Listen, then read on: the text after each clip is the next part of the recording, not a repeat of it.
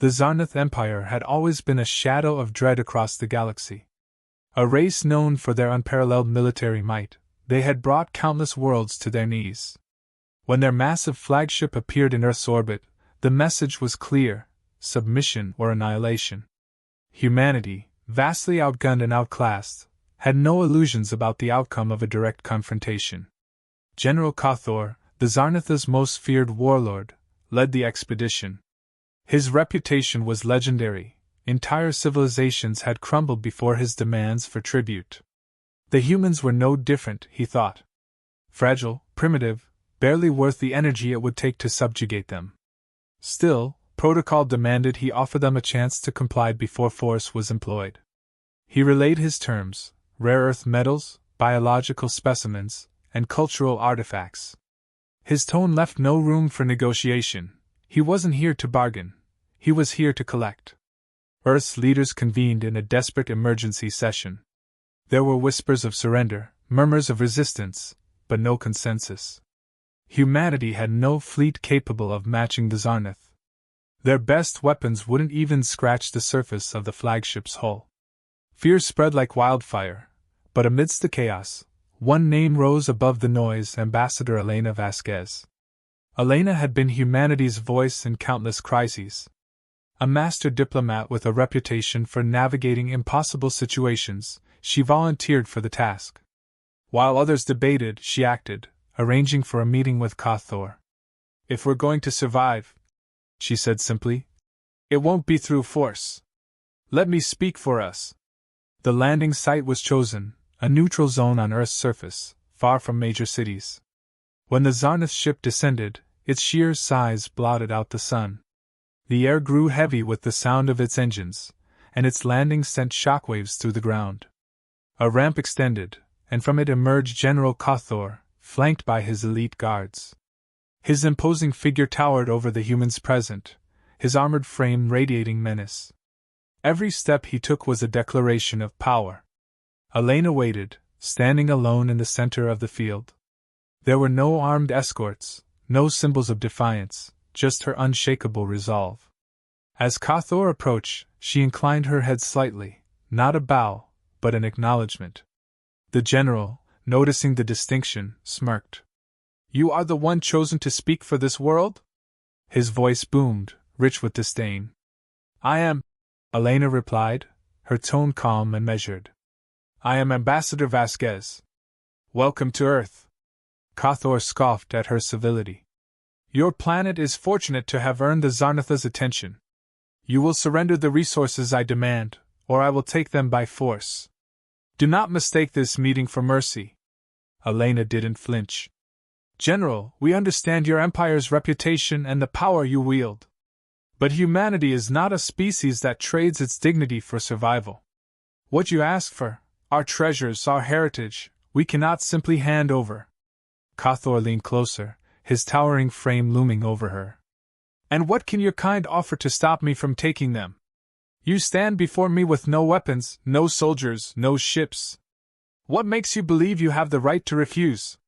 Elena reached into a satchel at her side and withdrew a small, intricately crafted object, a globe carved from crystal, etched with the constellations of Earth's night sky. She held it out, the sunlight catching the delicate patterns. "This," she said, "is a gift. A representation of what humanity values: our creativity, our history, our understanding of the cosmos." Cathor glanced at the object, unimpressed. "Trinkets will not save your world." "It's more than a trinket," Elena said, her voice steady. "It's a testament to who we are. Our strength lies not in the weapons we build, but in the ideas we create, the stories we tell, and the legacy we leave behind. You may conquer planets, General, but can you create something like this?" Cathor narrowed his eyes. "Words and baubles. Is this the best your species can offer?" Elena met his gaze unflinchingly. "You think us weak because we don't fight with the same tools you do. But humanity's strength cannot be measured in firepower. If you look beyond what you expect, you might find we are more formidable than you assume." The general straightened, a flicker of intrigue crossing his face. "You speak with conviction for one so powerless." "Very well, Ambassador," You have earned my curiosity, for now. Speak your case, but know that my patience is not infinite. Elena nodded. Thank you, General. But understand this, I am not here to beg. I am here to show you that humanity is worth far more as an ally than as a defeated foe. For the first time, Cathor paused. This human, with no army, no weapons, and no fear, had already proven more interesting than the countless rulers who had bowed before him. Though he wouldn't admit it, her calm defiance unsettled him. What was it about these humans that made them so audacious? He intended to find out. As the meeting ended, Cathor returned to his ship, contemplating what he had seen. Elena remained on the field, the weight of humanity's future on her shoulders. This was only the beginning. Cathor's intrigue was a rare thing. The ambassador had not begged, not crumbled under his imposing presence, and most curiously, she spoke as if her species held something of value he could not yet see. For a Zarnath general raised to believe in strength as the ultimate virtue, her confidence without power was perplexing, if not mildly irritating. It was this irritation that compelled him to agree to a formal parley. Elena was escorted aboard Cathor's flagship, a colossal structure that felt more like a floating fortress than a vessel. The interior gleamed with cold efficiency, every corridor a testament to Zarnath precision and order. She walked with purpose, unbothered by the imposing soldiers flanking her. Her calm unnerved even the most stoic among them. Cathor watched her closely as they entered the grand chamber where the negotiations would begin. She looked so small in the vast hall, but her presence filled the space. Cathor began, his voice echoing through the chamber. Let us dispense with the illusions, Ambassador. You've been brought here to offer what your planet has. Make your case, or I shall consider your silence an act of defiance. Elena didn't flinch.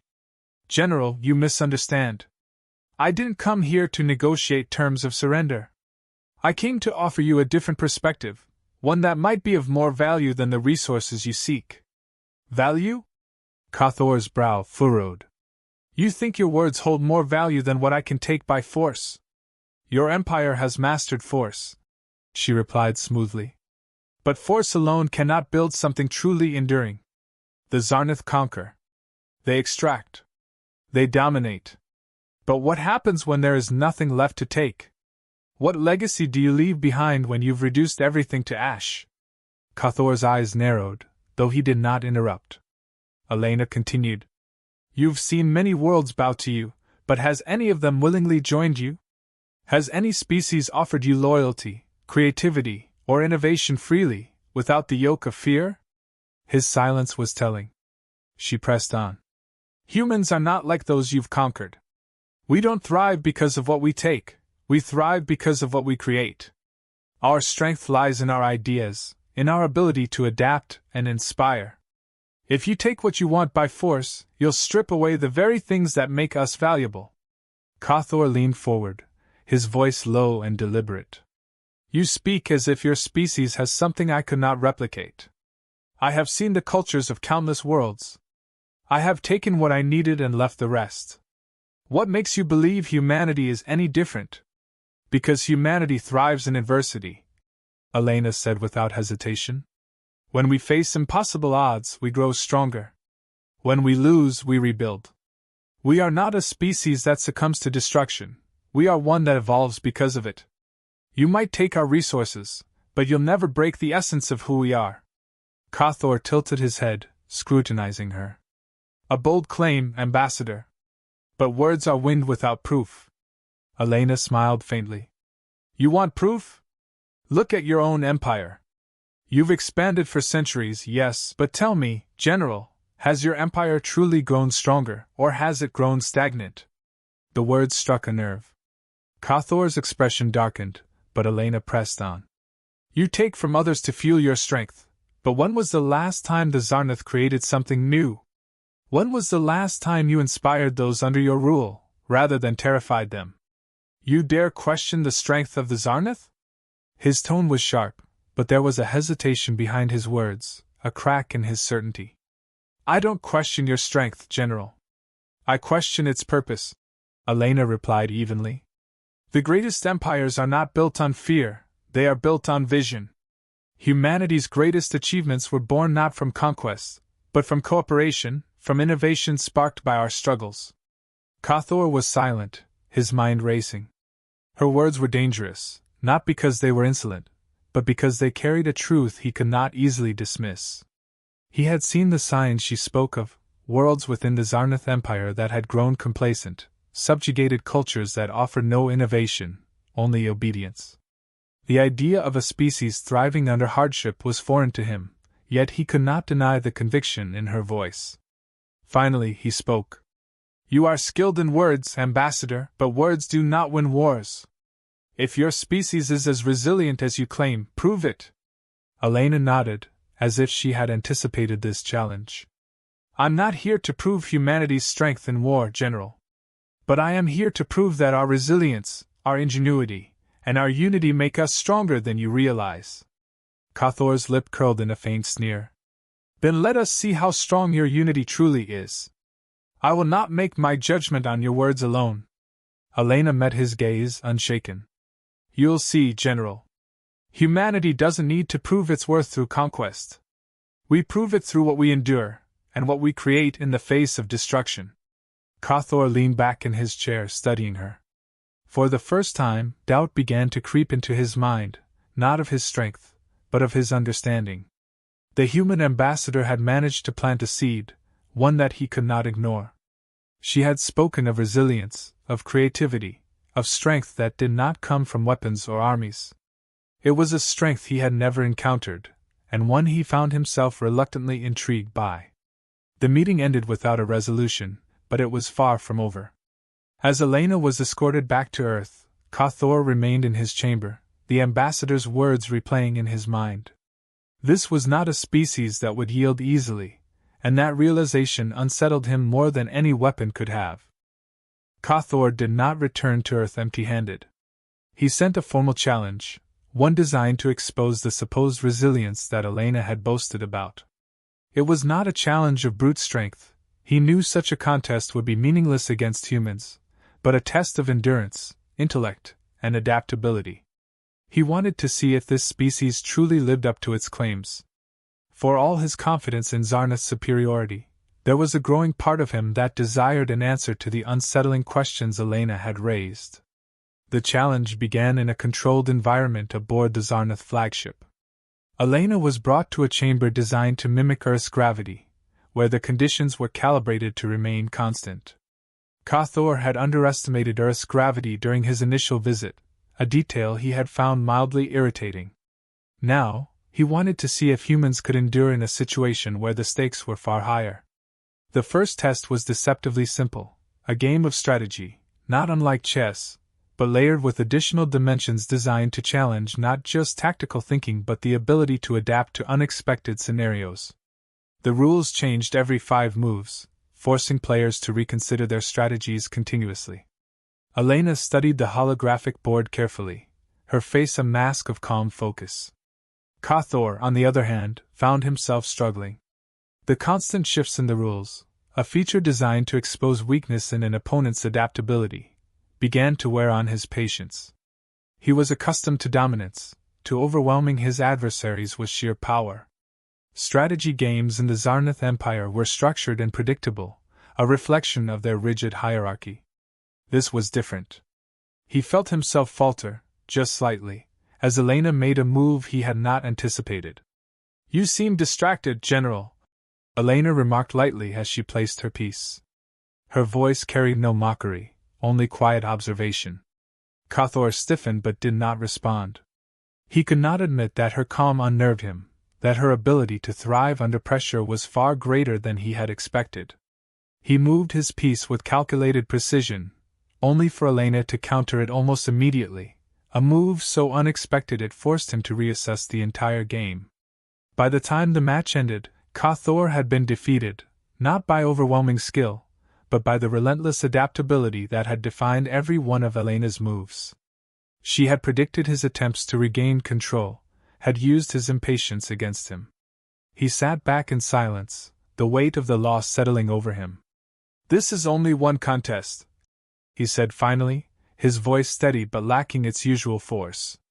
You have proven capable in strategy, but resilience is not measured in games. Elena smiled faintly.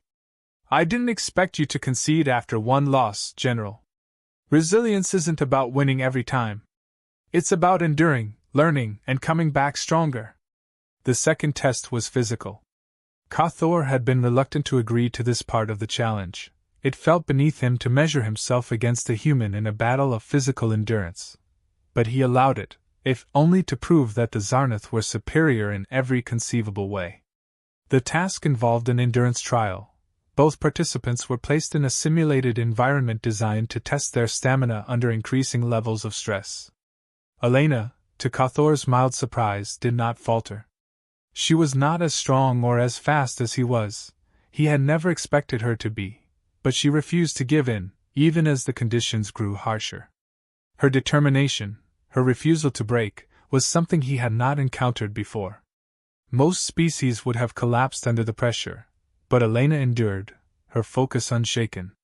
Cathor, despite his physical advantages, began to feel the toll of Earth's gravity once again. The added strain, combined with the relentless pace of the trial, forced him to slow. He did not yield. It was not in his nature, but he found himself looking at Elena with something he could not quite place. Respect? Curiosity? It was unfamiliar, unsettling. You seem tired, General, Elena said softly, echoing his earlier words back at him. He scowled but did not respond. He would not give her the satisfaction of admitting that she was right. Yet, even as he pushed through the final moments of the trial, he could not shake the realization that this human had outlasted his expectations, if not his endurance. When the trial ended, there was no declaration of victory. Cathor would not admit defeat, and Elena did not gloat. Instead, she spoke with quiet conviction. You see now, General, what I meant when I said humanity's strength lies in its resilience. We don't have your technology, your armies, or your ships.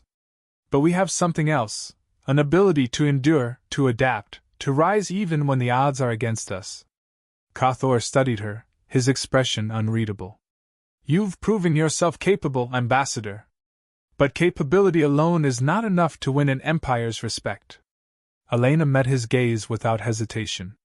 I'm not here to win your respect, General. I'm here to show you that there's more to strength than conquest. You came here seeking tribute, but what I've shown you is far more valuable, the potential for something greater than domination. Collaboration. Growth. A future where strength is measured not by what you take, but by what you build. Cathor said nothing. The weight of her words lingered in the air, impossible to dismiss. He had seen countless leaders crumble before him, their defiance shattered by the overwhelming force of the Zarnath. Yet this human diplomat, with no army at her back, had stood her ground, had faced him not with fear but with conviction. It was a strength he could not conquer, only acknowledge. For the first time, Cathor began to wonder if the Zarnath way was as absolute as he had been taught to believe. Cathor stood at the observation deck of his flagship, staring out at the blue and green planet below. Earth. A world he had assumed would bow, just like all the others. Yet now, doubt gnawed at the edges of his certainty.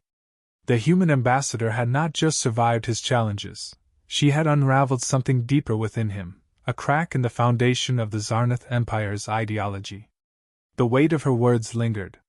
She had spoken of strength not as domination but as creation, of resilience not as stubbornness but as adaptability. These were concepts foreign to him, alien to the teachings that had shaped his entire existence. The Zarnath conquered, they took, they imposed order. But for all their power, what had they truly built? What lasting mark would they leave on the galaxy when their empire inevitably crumbled? Elena Vasquez was waiting when he returned to the negotiation chamber. She stood as she always did, calm, steady, unshaken. There was no arrogance in her posture, no hint of triumph. She met his gaze with the same quiet conviction she had shown from the beginning. You have proven resilient, Cathor began, his voice measured. You have shown me a strength that is unique. But resilience alone does not change the balance of power. The Zarnath still hold the advantage. Elena inclined her head slightly. You're right, General. Resilience isn't enough on its own. But resilience, combined with vision, can shift the balance of power in ways that force alone never could. Cathor frowned. Vision? She stepped forward, her tone steady and deliberate. Your empire is vast, General, but it's fragile. You know this. You've seen the signs, the stagnation, the dependency on conquest, the lack of innovation. Every empire that relies solely on domination eventually collapses under its own weight. The Zarnath are no exception. You assume much, Cathor replied, though his voice lacked its usual edge. The Zarnath have thrived for centuries. But for how much longer? Elena countered. How long can you sustain an empire built on fear and subjugation? How long before the worlds you've conquered rise against you, not out of strength, but out of desperation? You've seen it happen before. You know the cycle as well as I do. Cathor said nothing. The silence stretched between them, heavy with unspoken truths. Elena continued. Humanity isn't offering you submission, General. We're offering you something far more valuable, a chance to break the cycle. A chance to build something lasting, something that doesn't rely on the constant destruction of others. A partnership. Cathor's gaze sharpened. A partnership? Yes, she said. A partnership based on mutual respect and cooperation. You've seen what humanity is capable of, our creativity, our resilience, our ability to adapt. Imagine what we could achieve together, if we combined your resources and technology with our vision and ingenuity. You believe your species has something to offer the Zarnath? His tone was skeptical, but there was a flicker of genuine curiosity beneath it. I believe humanity has something to offer the galaxy, Elena replied. And I believe the Zarnath could be a part of that, if you're willing to change your approach. You don't have to rule through fear, General. You can lead through inspiration. Cathor's expression was unreadable, but his silence spoke volumes. He was listening, truly listening, in a way he had not before. Elena took a step closer. You've seen the limits of force, General. You've felt it yourself. Force can win battles, but it can't win loyalty. It can't build trust. It can't create something that endures. But together we can. For a long moment, Cathor said nothing. His mind was a storm of conflicting thoughts, his upbringing as a Zarnath warrior clashing with the truths Elena had laid bare. He had been taught that strength was absolute, that conquest was the only path to dominance. Yet here was a species that had faced him without fear, that had withstood his challenges and offered him not defiance, but understanding. Finally, he spoke, his voice low but firm. You speak of building something greater, something enduring. But what assurance do I have that humanity will not betray this vision? Elena met his gaze without hesitation. You don't. Trust is a risk, General, but it's also the foundation of any true alliance. You've already seen what humanity is capable of when faced with adversity. Imagine what we could achieve if we worked together, not as conqueror and conquered but as equals. Cathor studied her, his expression unreadable. Then, to the astonishment of those present, he lowered himself to one knee. It was not a gesture of submission, but of acknowledgement, a rare act of respect from a Zarnath general. You have given me much to consider, Ambassador, he said, his tone quiet but resolute. Perhaps the Zarnath have more to learn from humanity than I realized. Elena inclined her head, her voice calm but firm. And perhaps humanity has more to gain from the Zarnath than we ever imagined. Together, we can redefine what it means to be strong. Cathor rose, his decision made.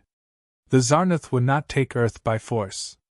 Instead, they would begin a dialogue, a partnership that could reshape the galaxy. For the first time in his life, Cathor felt a flicker of something he had never known before, hope, not for domination, but for a future built on something far greater.